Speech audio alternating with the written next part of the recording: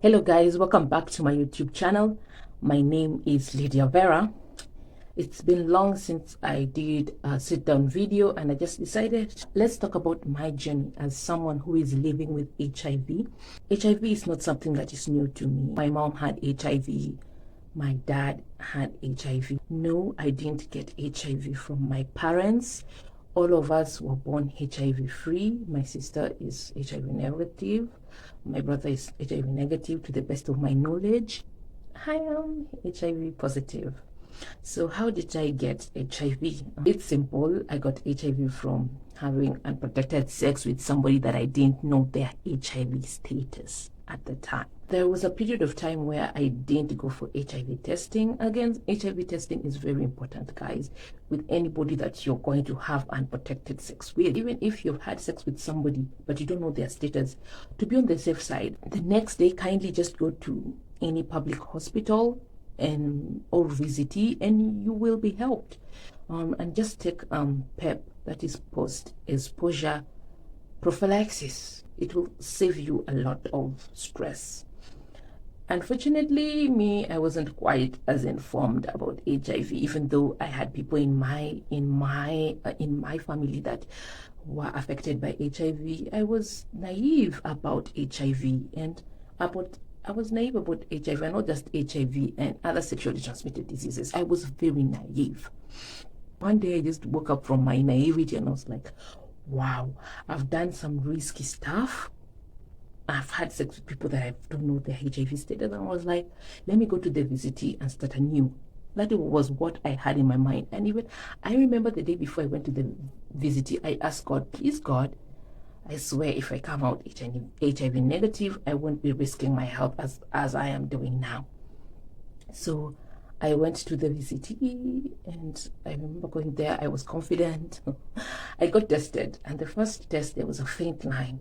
Faint. The second line was faint, which was a positive, really sure was positive. I was taken aback. The counselor tried talking to me that sometimes these things happen. You know, there is false negative, there's false positive results. Let's try it again. We tried again with another test, and it was positive again. Oh my God, my world fell that day. I told you guys my world fell that day. I was all sorts of confused and I started crying. That person the counselor tried to talk to me and wherever, and it was like, it's not the end of the world. It's not the end of the world. You can live positively. You can do this. But me, my world has shattered. Even though I had people in my family that were affected by HIV and I knew it was not the death sentence, but still, I was sad. I was lost. I was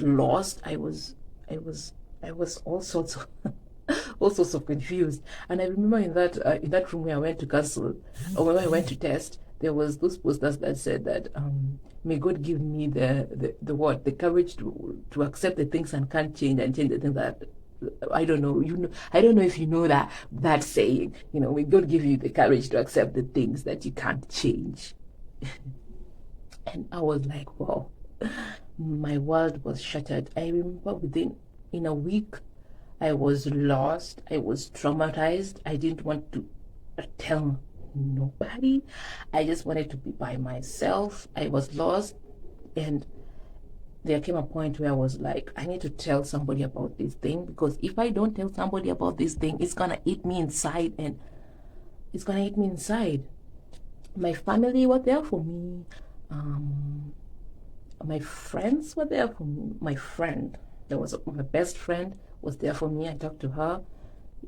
I talked to the people I needed to talk to. After that, you know, I was living in denial for some time.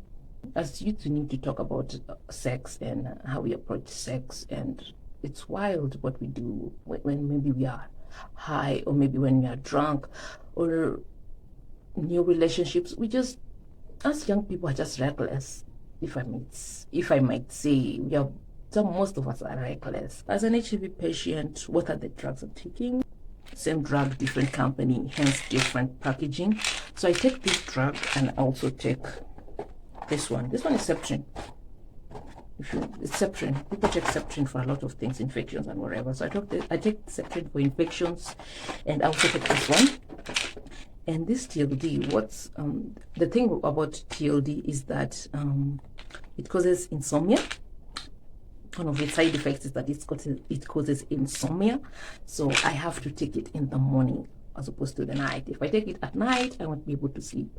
So I take it in the morning. And when you're being introduced to HIV drugs, they tell you to choose a day, a time, when a time that you can adhere to for the rest of your life, essentially. So if it's at night, choose one time. If it's in the morning, choose one time. So me, I chose 8 a.m. in the morning. So 8 a.m. in the morning, I have to take these 2 drugs.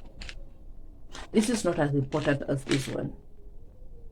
So I have to take 2 pills every day in the morning for the rest of my life. Or probably, but I hear there is some advances in medicine where there was an injection that you can be given once a month. So instead of taking medicine every day, you can be taking them once a month. So yeah, I take 2 drugs every morning, and I have an alarm in my phone. One is at 7:55 and the other is at 8 a.m. So 7:55 alarm is just to tell me that it's almost 8. Kindly wake up and get your water, and you should get ready to take your pills. And the 8 one is essentially telling me it's time to take your pills. This medicine has no taste, so it's easy to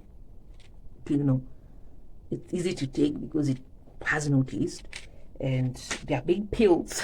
So let me show you. Oh, this one is unopened. Let me show you this one. It's a big pill. It's a big pill. But if you have water, a lot of water, they always advise you to take it with a lot of water. If you have a lot of water, it's so easy to take. It's so easy to take if you have a lot of water. I just take them with plain water. It's advisable to take with plain water, not cold water. Just normal tap water. That is what I used to take it every morning. So far so good. I have no health issues. I thank God. I rarely get sick. Even with those days that I got HIV and didn't know that I had HIV, I wasn't getting sick, and I thank God for that. I think I'll do more videos just to highlight how I live with HIV. Is there any Kenyan YouTuber who is addressing their journey with HIV? I don't know. There are a lot of Kenyans with HIV, especially young people, because most of the new infections are from young people, and we are not seeing anyone who is ready to come out to show what young people like me living with HIV experience. So yeah, I'm HIV positive, I'm living positively, and I am going to share my journey. Thank you for coming to my YouTube channel. Please don't tell me anything that you're sorry, or don't tell me that, oh, you're strong, you're what, bitch. Don't you dare do that. Just pick the information and go. Don't give me the thing that you're strong, you're what. HIV patients are not weak. Okay?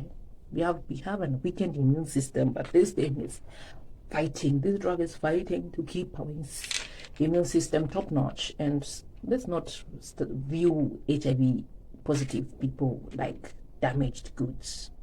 Okay? It's a disease like any other. I wish that we could all take good care of ourselves. Stop having unprotected sex with people, even people you know, and it's not only HIV that we risk having. There is a lot of other sexually transmitted diseases. So take care of yourself. Be faithful. Take PrEP if you need to. If you fear HIV and don't fear other sexually transmitted diseases, let's all get educated about HIV. Let's all respect people with HIV. Let's us stop discrimination. People with HIV are people. And I'm still living my best life even with this HIV. And I will continue highlighting my journey, my struggles, and everything in between. Bye.